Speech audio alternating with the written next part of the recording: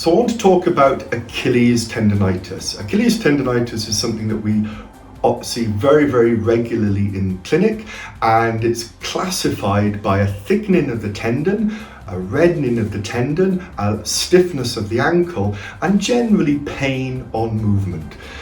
Achilles tendonopathy is quite interesting because it tends to linger, and it can linger for years, even decades sometimes. And what you'll find is that when you start to develop a Achilles tendonopathy, the pain will go completely upon rest.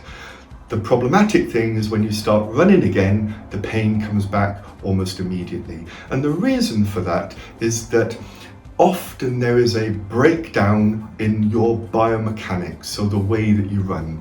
So when we run, what needs to happen is when our foot is out in front of us, our foot needs to pronate. Think of it like the cat's whiskers, where the 28 bones in the feet have to unlock, and we have to feel for the topography, we have to absorb impact. But when my leg is behind me, the 28 bones of the foot, together with the 3 arches of the foot, have to lock together, and then I need to push off it.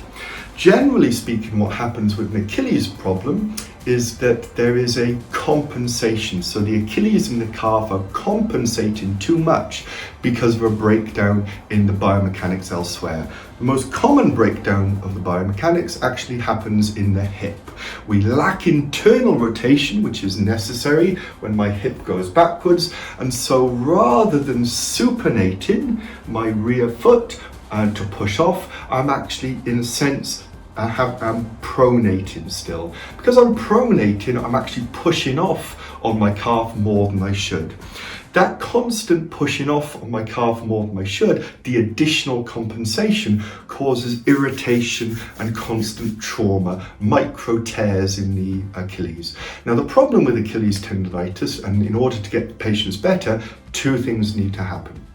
Number 1, we need to restore the normal biomechanics. So the injured Achilles doesn't have to do more work, it can just do the work it's supposed to do. So it's no longer having to compensate for a breakdown in the biomechanics of the knee or the hip. So that's the first thing that we need to do.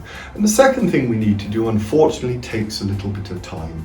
And the time that is taken is that the scar tissue build up over time in the Achilles is very brittle. It's not very well adapted, unfortunately, for elastic motion. And so what we need to do is actually get you moving again and getting loading up the Achilles.